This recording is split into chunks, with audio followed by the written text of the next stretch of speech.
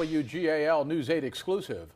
A York County man has turned himself in for charges related to a sexual assault on a 4-year-old dating back 13 years. And there are questions tonight about whether clergy at the Jehovah's Witness Church in Red Lion knew about the abuse and failed to report it. WGAL News 8's Becca Hendrickson has been investigating this story for weeks.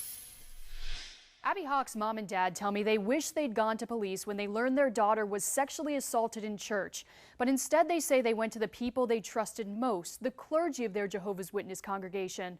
I have to warn you, the story you're about to hear is disturbing.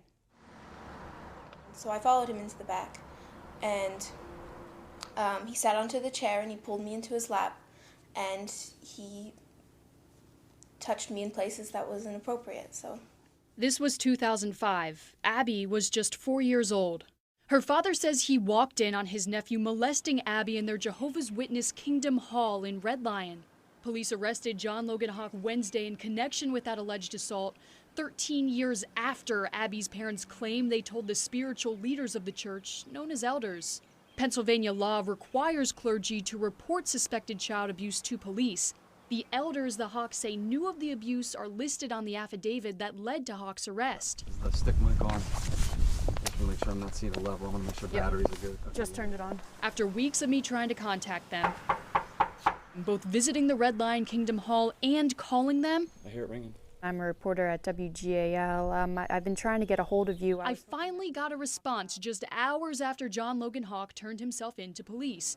They refused an on-camera interview, instead sending me this letter, which was posted on the International Jehovah's Witness website 3 weeks ago.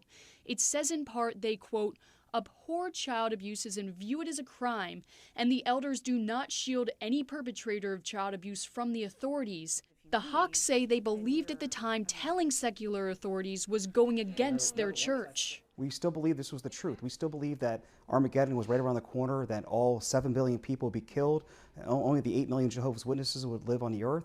So if we left the organization, we would die in Armageddon. So we were scared. I was scared to go against the organization. The Jehovah's Witness letter goes on to say, quote, victims and their parents have the right to report an accusation of child abuse to the authorities, and elders do not criticize anyone who chooses to make such a report. The Hawks say they broke with their congregation and went to police finally in 2017. I wrote my family a letter, everybody, and I said why I was leaving, why I was done, and I emailed it to everyone. So then, of course, nobody contacted me. My sister immediately blocked me. My dad is an elder. He's been an elder for decades. And they say since they've gone to police and left the congregation, they've also lost the only family they've ever known. My brother told me they acted like we were dead. The church's position on child abuse posted online this month says, quote, elders strive to treat victims of child abuse with compassion, understanding, and kindness, and that the alleged abuser will be kicked out of the church if he is not repentant.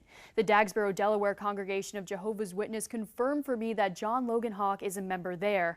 Hawk is now being held in York County Prison on $20,000 bail. Becca Hendrickson, WGAL News 8.